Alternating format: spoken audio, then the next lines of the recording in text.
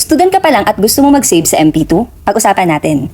So, si MP2 is a voluntary savings program ng Pag-ibig and it has a very high dividends. So, last year, 2025, 7.12% yung naging dividend rate nila. And guys, ito, wala tong tax deduction na 20%. Lahat ng savings natin sa mga digibanks and even the traditional banks, may deduction siya na 20%. Ano yung requirement para makapag-open ka ng MP2?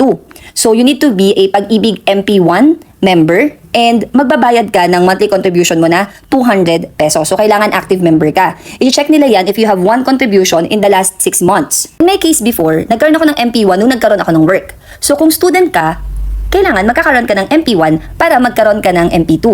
Pero ano nga ba yung mga pros and cons niya? Meron siyang high returns. So, kagaya ng pinakita ko kanina, mataas yung dividend rates nila. And tax-free yung dividends niya. And you can start for as low as 500 pesos. Kapag maghuhulog ka kasi, ang minimum na pwede mong mahulog, 500. Pero hindi naman kailangan lagi ka maghulog. Pwede ngayon, meron. Next month, wala. Depende sa'yo kung kailan mo gusto maghulog. Now, for the cons, kailangan active MP1 ka. Nilagay ko siya sa cons kasi dapat every month magko-contribute ka ng 200 pesos kung active MP1 member ka. Kung student ka, babawas pa sa baon mo yung contribution mo. Now, for this one, 5 years yung lock-in period niya. So, masyadong matagal yon. Kung nagta-time deposit kayo, usually 3 months, 6 months, 12 months. For this one, 5 years, hindi mo magagalaw ang pera mo. So, hindi liquid yung pera mo. Hindi siya anytime pwede mong makuha. And this is not ideal kung wala kayong initial savings. Kung wala kang perang hawak as of this moment na savings mo, hindi siya advisable. Kasi nga, nakalock yung money mo. Yes, excited talaga tayo dun sa high dividends. Sino ba naman ang ayaw ng high dividends, right?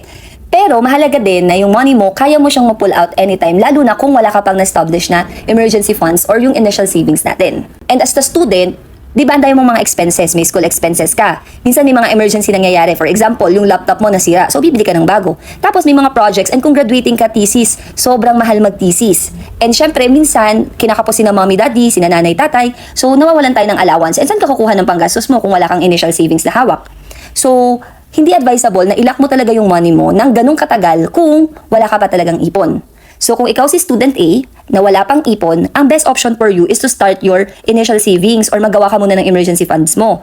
So opt ka muna siguro na gumamit ng mga digital banks. Bakit? Kasi itong mga to, may mga high interest din naman sila. May 6%, may 4%, so depende sa'yo kung ano yung pipiliin mo. Dapat yung savings mo at the moment ay accessible kasi hindi naman natin masasabi ang emergency. Ang pinakamaganda lang dito is you start building your savings habit. Now, if you're student B na may ipon ka and talaga nga namang itong ipon na to ay kaya kang suportahan and willing ka to lock your money, so you may consider MP2. So, pwede mong ilagay sa MP2 yung mga extra allowance mo. If may side hustle ka at kumikita ka ng pera, go, lagay mo. If merong mga excess from your scholarship, pwede mo rin siyang ilagay. But the strategy is to put your money first doon sa savings na accessible at this moment. Okay? Yung savings na hawak mo talaga. And then yung excess doon, saka mo lang siya ilalagay sa MP2.